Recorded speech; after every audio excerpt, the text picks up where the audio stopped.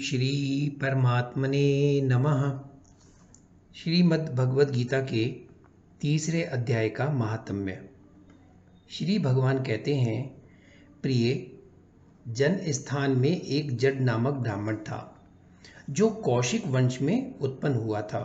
उसने अपना जातीय धर्म छोड़कर बनिए की वृत्ति में मन लगाया। उसे पराई स्त्रियों के साथ व्यभिचार करने का व्यसन पड़ गया था। वह सदा जुआ खेलता, शराब पीता और शिकार खेलकर जीवों की हिंसा किया करता था। इसी प्रकार उसका समय बीतता था। धन नष्ट हो जाने पर वह व्यापार के लिए बहुत दूर उत्तर दिशा में चला गया।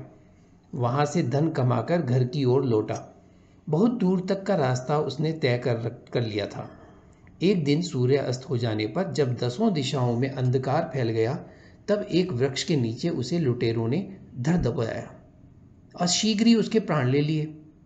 उसके धर्म का लोप हो गया था, इसलिए वह बड़ा भयानक प्रेत हुआ। उसका पुत्र बड़ा धर्मात्मा और वेदों का विद्वान था। उसने अब तक पिता के लौट आने की राह देखी। जब वे नहीं आए, तब उनका पता लगाने के लिए वह स्वयं भी घर छोड़कर चल दिया। वह प्रतिदिन खोज करता, मगर राहगीरों से पूछने पर भी उसे उनका कुछ समाचार नहीं मिलता था। तदंतर एक दिन एक मनुष्य से उसकी भेंट हुई जो उसके पिता का सहायक था। उससे सारा हाल जानकर उसने पिता की मृत्यु पर बहुत शोक किया। वह बड़ा बुद्धिमान था। बहुत कुछ सोच विचार कर पिता का पारलौकिक कर्म करने की इच्छा से आवश्यक सामग्री साथ ले उसने काशी जाने का विचार किया। मार्ग में 7-8 मुकाम डालकर वह 9वें दिन उसी वृक्ष के नीचे पहुंचा जहां उसके पिता मारे गए थे। उस स्थान पर उसने संध्या उपासना की और गीता के तीसरे अध्याय का पाठ किया।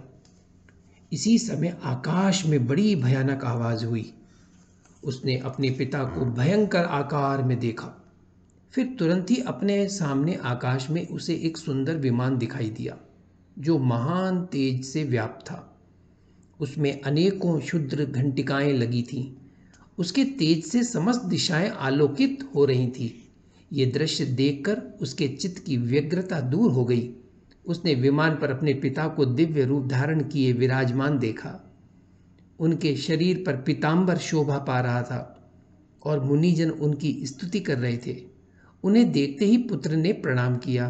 तब पिता ने भी उसे आशीर्वाद दिया। तत्पश्चात उसने पिता से ये सारा वृत्तांत पूछा। उसके उत्तर में पिता ने सब बातें बताकर इस प्रकार कहना आरंभ किया, बेटा, देववश मेरे निकट गीता के 3 अध्याय का पाठ करके तुमने इस शरीर के द्वारा किए हुए दुस्तज्य कर्म बंधन से मुझे छुड़ा दिया। अतः अब घर लौट जाओ, क्योंकि जिसके लिए तुम काशी जा रहे थे वह प्रयोजन इस समय 3 अध्याय के पाठ से ही सिद्ध हो गया है। पिता के यूं कहने पर पुत्र ने पूछा, तात, मेरे हित का उपदेश दीजिए तथा और कोई कार्य जो मेरे लिए करने योग्य हो बतलाइए। तब पिता ने उससे कहा, अनग, तुम्हें यही कार्य फिर करना है। मैंने जो कर्म किया है वही मेरे भाई ने भी किया था। इससे वे घोर नरक में पड़े हैं। उनका भी तुम्हें उद्धार करना चाहिए तथा मेरे कुल के और भी जितने लोग नरक में पड़े हैं उन सब का भी तुम्हारे द्वारा उद्धार हो जाना चाहिए। यही मेरा मनोरथ है बेटा। जिस साधन के द्वारा तुमने मुझे संकट से छुड़ाया है उसी का अनुष्ठान औरों के लिए भी करना उचित है। उसका अनुष्ठान करके उससे होने वाले पुण्य उन नार के जीवों को संकल्प करके दे दो। इससे वे समस्त पूर्वज मेरी ही तरह यातना से मुक्त हो स्वल्प काल में ही श्री विष्णु के परम पद को प्राप्त हो जाएंगे। पिता का ये संदेश सुनकर पुत्र ने कहा, तात, यदि ऐसी बात है और आपकी भी ऐसी ही रुचि है तो मैं समस्त नार की जीवों का नरक से उद्धार कर दूंगा। ये सुनकर उसके पिता बोले, बेटा, एवमस्तु, तुम्हारा कल्याण हो। मेरा अत्यंत प्रिय कार्य संपन्न हो गया। इस प्रकार पुत्र को आश्वासन देकर उसके पिता भगवान विष्णु के परम धाम को चले गए। तत्पश्चात वह भी लौटकर जन स्थान में आया और परम सुंदर भगवान श्री कृष्ण के मंदिर में उनके समक्ष बैठकर पिता के आदेशानुसार गीता के 3रे अध्याय का पाठ करने लगा। उसने नार की जीवों का उद्धार करने की इच्छा से गीता पाठ जनित सारा पुण्य संकल्प करके दे दिया। इसी बीच में भगवान विष्णु के दूत यातना भोगने वाले नार की जीवों को छुड़ाने के लिए यमराज के पास गए। यमराज ने नाना प्रकार के सत्कारों से उनका पूजन किया और कुशल पूछी। वे बोले, धर्मराज, हम लोगों के लिए सब और आनंद ही आनंद है। इस प्रकार सत्कार करके पितृलोक के सम्राट परम बुद्धिमान यम ने विष्णु दूतों से यमलोक में आने का कारण पूछा। तब विष्णु दूतों ने कहा, यमराज, शेष सैया पर शयन करने वाले भगवान विष्णु ने हम लोगों को आपके पास कुछ संदेश देने के लिए भेजा है। भगवान हम लोगों के मुख से आपकी कुशल पूछते हैं और ये आज्ञा देते हैं कि आप नरक में पड़े हुए समस्त प्राणियों को छोड़ दें। अमित तेजस्वी भगवान विष्णु का यह आदेश सुनकर यम ने मस्तक झुकाकर उसे स्वीकार किया और मन ही मन कुछ सोचा। तत्पश्चात मदोन्मत्त नार की जीवों को नरक से मुक्त देखकर उनके साथ ही वे भगवान विष्णु के वास स्थान को चले। यमराज श्रेष्ठ विमान के द्वारा जहाँ क्षीर सागर है वहां जा पहुंचे।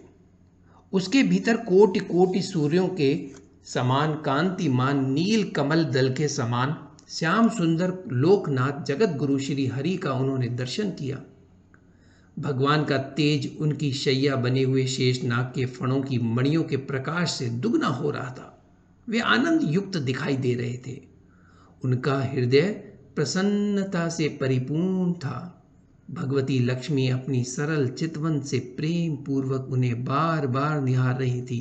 चारों ओर योगी जन भगवान की सेवा में खड़े थे।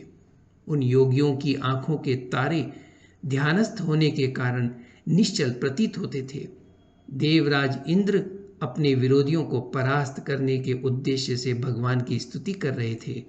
ब्रह्मा जी के मुख से निकले हुए वेदांत वाक्य मूर्तिमान होकर भगवान के गुणों का गान कर रहे थे। भगवान पूर्णतः संतुष्ट होने के साथ ही समस्त योनियों की ओर से उदासीन प्रतीत होते थे। जीवों में से जिन्होंने योग साधना के द्वारा अधिक पुण्य संचय किया था, उन सबको एक ही साथ वे कृपा दृष्टि से निहार रहे थे। भगवान अपने स्वरूप भूत अखिल चराचर जगत को आनंद पूर्ण दृष्टि से आमोदित कर रहे थे। शेष नाग की प्रभा से उद्भासित एवं सर्वत्र व्यापक दिव्य विग्रह धारण किए नील कमल के सदृश श्याम वर्ण वाले श्री हरि ऐसे जान पड़ते थे मानो चांदनी से घिरा हुआ आकाश सुशोभित हो रहा हो। इस प्रकार भगवान की झांकी करके यमराज अपनी विशाल बुद्धि के द्वारा उनकी स्तुति करने लगे। यमराज बोले, संपूर्ण जगत का निर्माण करने वाले परमेश्वर, आपका अंतकरण अत्यंत निर्मल है। आपके मुख से ही वेदों का प्रादुर्भाव हुआ है। आप ही विश्व स्वरूप और इसके विधायक ब्रह्मा हैं। आपको नमस्कार है। अपने बल और वेग के कारण जो अत्यंत दुर्धर्ष प्रतीत होते हैं, ऐसे दानवेंद्रों का अभिमान चूर्ण करने वाले भगवान विष्णु को नमस्कार है। पालन के समय सत्वमव शरीर धारण करने वाले विश्व के आधारभूत सर्वव्यापी श्री हरि को नमस्कार है। समस्त देहधारियों की पातक राशि को दूर करने वाले परमात्मा को प्रणाम है।